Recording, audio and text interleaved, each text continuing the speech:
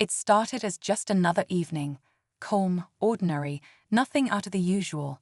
But within minutes, things took a turn no one saw coming. A woman, elegant and composed, stepped out of a high-end boutique in the city. She was simply heading back to her car when two officers approached her. Their expressions were sharp, serious. Without much explanation, they told her they needed to search her. Confused, she asked why. But instead of a clear answer, she got cold, commanding voices telling her to comply. She was no stranger to law enforcement, far from it. But this felt wrong. People around her started to slow down, watching, sensing that something wasn't right. The officers insisted. She could feel their eyes scanning her belongings, her purse, her every move. The tension grew thicker with every passing second. She wasn't resisting, just asking for an explanation, but her questions only seemed to irritate them more. What these officers didn't realize was that they had just made a huge mistake. This woman? She was the wife of a high-ranking police commissioner, and right at that moment, her husband was only minutes away. The situation was getting heated. She stood her ground, holding back frustration, demanding to know what she was being accused of. The officers exchanged glances, uncertain, but still unwilling to back down. Then, just as one of them reached for her purse, a voice cut through the air. Deep, authoritative, and unmistakably furious. Her husband had arrived. The moment the officers turned and saw who was standing in front of them, their faces drained of confidence. The man they had unknowingly crossed was not just another citizen. They had just wrongfully searched the wife of one of the most powerful men in law enforcement. Now, everything was about to change. What happened next left everyone, bystanders, the officers, even the woman herself, stunned. Because the commissioner wasn't just there to defend his wife. He was there to make sure justice was served, and that's when the real confrontation began. The commissioner's presence changed everything. The officers, who had been so firm just moments ago, suddenly looked unsure. Their hands twitched at their belts, their stance less aggressive but still defensive. The woman, standing tall beside her husband, crossed her arms. The silent question hung in the air. What now? The commissioner's eyes burned with restrained fury as he stepped closer. His voice was calm but carried undeniable authority. Explain, now. His wife had already told him the basics, how they stopped her without reason, how they searched her belongings despite her asking why. But he wanted to hear it from them. He wanted to see if they had any real justification, or if they were just grasping at straws. One officer, the taller of the two, cleared his throat. "Sir, we were following a report. A woman matching her description was suspected of shoplifting in the area." His words lacked confidence, like he already knew this excuse wouldn't hold up under scrutiny. The commissioner didn't even blink. "And did you have proof? Witnesses? Store footage?" The officers hesitated. That pause was all he needed. He inhaled slowly, controlling his anger. "You've searched her without cause. You've humiliated her in public. Do you have any idea who you just laid hands on?" The shorter officer swallowed hard. He was younger, less experienced. He looked at his partner as if silently asking for help. But there was no way out of this now. Meanwhile, the crowd around them had grown. People were whispering, pulling out phones, capturing every moment. The officers must have felt the weight of all those eyes on them, the realization that this wasn't just going to disappear. The story was already bigger than them. But the commissioner wasn't here just to call them out. He was here for something more. His voice dropped lower, sharper. "Tell me something. If she wasn't my wife, if she was just another woman walking down the street, would you have done the same?" The officers didn't answer. But the guilt on their faces spoke louder than words. And that's when the real trouble began. The silence stretched between them, thick and heavy. The officers shifted on their feet, but no words came. They knew there was no good answer. The commissioner had spent years in law enforcement. He had seen cases of mistaken identity before. But this wasn't a mistake. It was something else. A rush to judgment. A decision made before the facts were even considered, and now they were standing face to face with the consequences. His wife, still shaken but standing strong, watched them carefully. She could see it in their eyes, the growing panic, the realization that they had picked the wrong person to intimidate. But what about all the others? The people who didn't have a powerful husband to show up in time. How many had been forced into the same situation, with no one to hold these officers accountable? A murmur moved through the crowd. People were talking now, sharing their own experiences. A woman near the back shook her head. "This isn't the first time," she muttered to someone beside her. The commissioner's ears picked up on it immediately. He turned. "What do you mean?" His voice wasn't loud, but it carried, making the woman hesitate before answering. "There's been complaints," she said carefully. "People stopped, searched, embarrassed like this. But nothing ever happens. They always have some excuse." The commissioner's jaw tightened. This wasn't just about his wife anymore. This was bigger. He glanced back at the officers, their faces paling. Did they know? Had they done this before? Or were they just following orders from someone higher up? And then, as if the situation wasn't already spiraling, a new voice cut in. A man in a suit stepped forward from the edge of the crowd. He had been watching, waiting. Now it seemed he was ready to step in. "That's enough," he said firmly. The officers immediately straightened, their tense expressions shifting into something almost relieved. The commissioner narrowed his eyes. This wasn't just some bystander. This man was someone with authority. And the way he carried himself, the way the officers reacted, it was clear. He wasn't here to fix the problem. He was here to cover it up. The air seemed to shift as the man in the suit stepped closer. His expression was unreadable, but the way the officers straightened told the commissioner everything he needed to know. This wasn't just some random supervisor. This was someone with influence, someone who had stepped in to make sure things didn't get out of control, or rather, to make sure things didn't go public. The man's eyes flickered toward the commissioner's wife, then back to him. His voice was smooth, controlled. "Sir, I'm sure there's been a misunderstanding here. Let's not escalate the situation any further." A misunderstanding. That word hung in the air like an insult. The commissioner let out a slow breath, his fists clenching at his sides. He had spent his entire career dealing with people like this, people who didn't fix problems but buried them. He wasn't about to let that happen. "You're right about one thing," he said, his voice sharp. "This situation doesn't need to escalate, but that depends entirely on your officers." His gaze flicked to them, daring them to speak, to explain themselves. They remained silent. The man in the suit sighed, as if disappointed.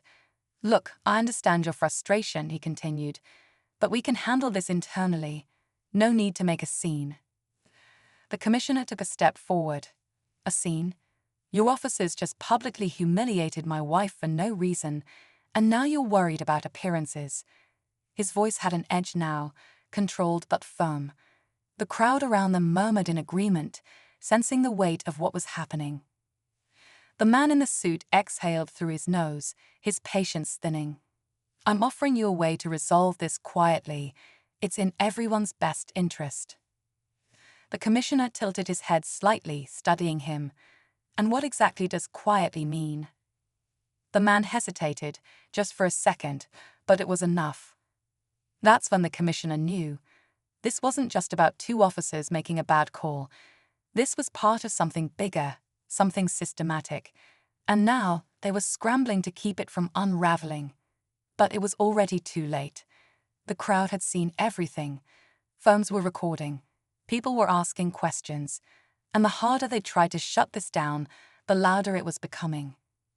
The commissioner took one last look at the officers, then at the man in the suit. You could feel the moment reaching its breaking point. This was it. The moment before everything either exploded or exposed the truth. The tension was razor-sharp, every second stretching unbearably long. The commissioner could feel it, the weight of the moment pressing down, the unspoken threat hanging in the air. The man in the suit was waiting for an answer, expecting him to back down, to let this all disappear. But before the commissioner could speak, something unexpected happened. A voice from the crowd, clear, unwavering. "That's him. That's the guy I told you about." Heads turned. A man, middle-aged with a weathered face, stepped forward. His hands were clenched, his expression a mix of anger and hesitation. The commissioner recognized that look. It was the look of someone who had been wronged before but had never been given the chance to fight back. The man pointed, not at the officers, but at the one in the suit. "He's the reason people keep getting stopped. He's the one making it happen." The air seemed to freeze. Even the officers looked stunned. The commissioner's mind raced. He had suspected corruption, but this was bigger than he thought. He turned sharply to the man in the suit, who now stood rigid, his jaw tight. "Is that true?" the commissioner demanded. The man in the suit barely blinked. "That's ridiculous," he said smoothly, but something in his voice had changed, just slightly, a crack in the confidence. The man from the crowd shook his head. "I reported it before. Told them I was harassed by his guys, that they searched me for nothing. But my complaint disappeared. No one ever followed up. It's been happening for months." Murmurs rippled through the crowd. More people whispered, exchanged glances. Some nodded, as if suddenly remembering their own encounters. The commissioner's wife looked around, her expression shifting from anger to realization. This wasn't just about her anymore. This wasn't just a single bad decision. This was a pattern, and now it was out in the open. The man in the suit seemed to sense the shift, his eyes darting around. He took a small step back. "This is getting out of hand," he said quickly. "Let's all be reasonable." But the commissioner wasn't interested in reason anymore, not when the truth was finally coming to light. And then, before anyone could react, the man in the suit reached into his pocket. The entire street seemed to hold its breath. The moment the man in the suit reached into his pocket, the commissioner's instincts kicked in. His body tensed, ready for anything. The crowd gasped, a few people stepping back. The officers, still standing frozen, finally snapped into action, hands hovering near their belts, waiting to see what would happen next. Then the man pulled out his phone. For a second, the tension shattered into confusion. The commissioner narrowed his eyes, watching as the man's fingers moved quickly over the screen. A call? A message? Was he trying to cover his tracks? The commissioner took a step forward, his voice sharp.